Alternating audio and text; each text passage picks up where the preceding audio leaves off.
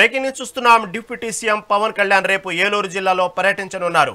ఉదయం 10 గంటలకు రాజమండ్రి ఎయిర్పోర్టుకు చేరుకుంటారు. అనంతరం అక్కడి నుంచి కొయ్యలగూడెం మండలం రాజవరం మీదుగా ద్వారకా తిరుమల మండలం ఐఎస్ జగన్నాథపురానికి చేరుకుంటారు.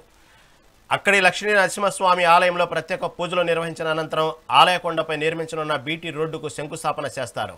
ఆలయ అభివృద్ధి కోసం ప్రభుత్వం కేటాయించిన 30 ఎకరాల భూమి పత్రాలను అధికారుల నుంచి స్వీకరిస్తారు. అనంతరం జగన్నాథపురం గ్రామంలో నిర్మించిన మ్యాజిక్ డ్రైనేజీలను పరిశీలిస్తారు. పవన్ కళ్యాణ్ పర్యటన నేపథ్యంలో గోపాలపురం ఎమ్మెల్యే మద్దిపాటి వెంకటరాజు ఏర్పాట్లను పర్యవేక్షిస్తున్నారు.